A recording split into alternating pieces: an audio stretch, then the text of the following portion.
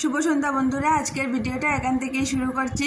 आजकेर दिनेर बेला আর কোনো ভিডিও করতে পারিনি, তো সন্ধ্যাবেলা থেকে শুরু করছি। সন্ধ্যা কি 7টা সাড়ে 7টা বেজে গিয়েছে, তো এখান থেকেই শুরু করছি। বাজার থেকে এসেছে মাছ, তো মাছগুলো ধুয়ে নিয়েছি ভালো করে, আর এখন একটু হালকা করে ভেজে নিচ্ছি। তো বন্ধুরা যা গরম পড়েছে, দিনের বেলা রান্নাবান্না রান্নার ধারে কাছে আসতেও কিন্তু খুব বেশি ভয় লাগে। তো যাই হোক বন্ধুরা, রান্নাবান্না তো করতেই হবে। তো আজকে আমি একটা রেসিপি নিয়ে এসেছি।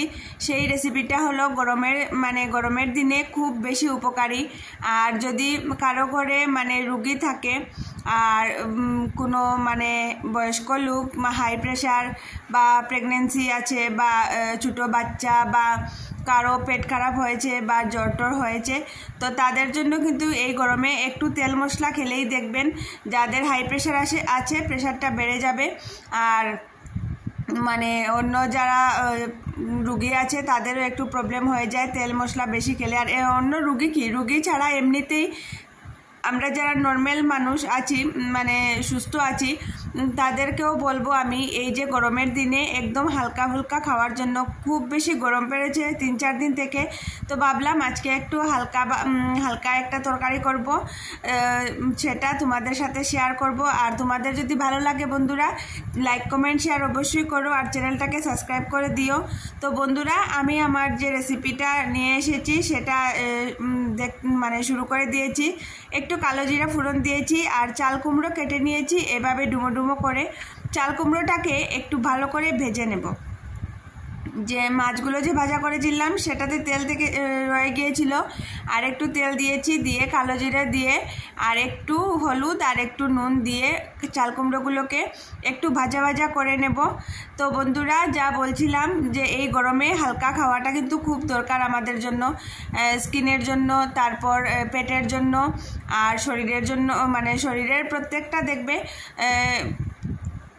বিশেষ করে পেটটা গরম হয়ে যায় এই গরমে। বাচ্চাদের বা একটু বয়স্ক লোকের বা হাই প্রেশার আছে যারা, তাদের জন্য, তো এদের জন্য কিন্তু বিশেষ করে এই রেসিপিটা আমি বলবো যে এরকম যে কোনো সবজি দিয়েও করতে পারো, একটু পাতলা ঝোল করে দিলে তো খেতে ভালোই লাগে। তো এই যে দেখো বন্ধুরা, চাল কুমড়োগুলো ভাজা ভাজা হয়ে গিয়েছে। এবার আমি সামান্য হলুদ দিয়েছি, কারণ হলুদটা তো আগেই দিয়ে দিয়েছি। আর আমার হাজব্যান্ড যেহেতু এই তরকারিটা খাবে, তো ওর তো আর তেল মশলা একদমই ডাক্তার বারণ করে দিয়েছে, তো সেজন্য। আর একটু লঙ্কা গুঁড়ো দিয়েছি। লঙ্কা গুঁড়োটাও কিন্তু বন্ধুরা এটাতে একদম কম দেবে, কারণ লঙ্কা গুঁড়োটা কিন্তু খুব ক্ষতিকর। তো লঙ্কা গুঁড়োটা কম দিয়েছি, আর জিরে গুঁড়ো দিয়েছি, আর নুন দিয়েছি স্বাদ মতো দিয়ে এবার ভালো করে কষিয়ে নেব। ভালো করে কষিয়ে একটু ঢাকা চাপা দিয়ে দেব।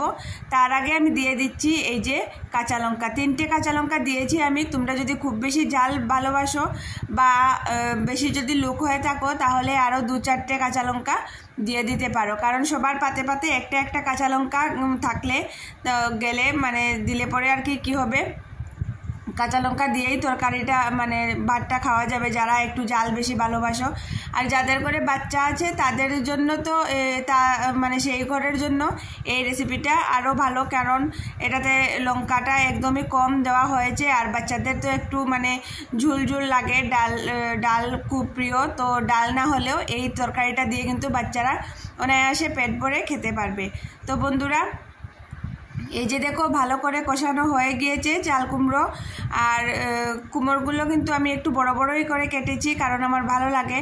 আর যেহেতু মাছ দিয়ে করব, আর মাছটাও বড় মাছ, তো সেজন্যই আমি এভাবেই কেটেছি।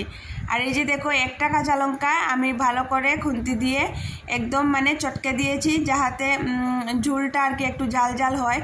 আর 3টা দিয়েছি, যেহেতু কাঁচা লঙ্কা 3টা আমি করলাম না, কারণ এই লঙ্কাগুলো না খুব বেশি জাল, একদম ছোটো ছোটো কাঁচা লঙ্কাগুলো কিন্তু খুব বেশি জাল হয়, তো সেজন্য আমি একটাই দিয়েছি। আর যদি আমার লাগে বা আমার হাজব্যান্ডের লাগে, তাহলে যে কাঁচা লঙ্কা আছে আর এমনিতেও আছে করে নিয়ে আমরা খেয়ে নিতে পারবো, তো বাচ্চাদের আর অসুবিধা হবে না।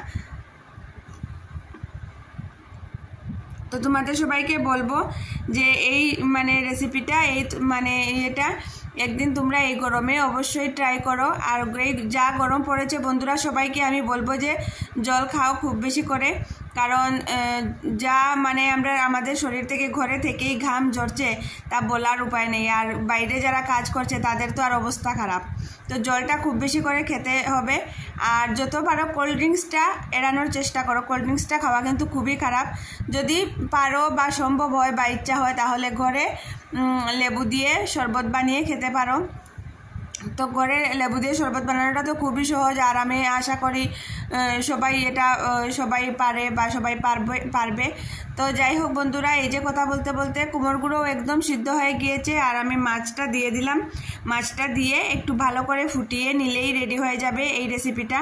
আর যদি তোমরা ভালোবাসো বা ঘরে থাকে বা তেমন বিশেষ কোনো রুগী যদি না থাকে ঘরে, এটাতে একটু ধনেপাতা দিতে পারো। আমি ধনেপাতা দেবো না, কারণ 1 নম্বর হলো ঘরে নেই, আর 2 নম্বর হলো আমার হাজব্যান্ড তো ধনেপাতা বারণ আছে, ডাক্তার বলেছে, তো সেই জন্যই। তো এই যে হয়ে গিয়েছে, এবার নামিয়ে নেব। তো এই যে দেখো বন্ধুরা, নামিয়ে নিয়েছি। আর যেহেতু ভয়েস ওভারটা পরে দিচ্ছি, তাই সেই জন্য বলছি যে খেতে কিন্তু খুব ভালো হয়েছে এই রান্নাটা। তোমরা অবশ্যই একদিন ট্রাই করো। আজকের জন্য টাটা, তাড়াতাড়ি আসবে।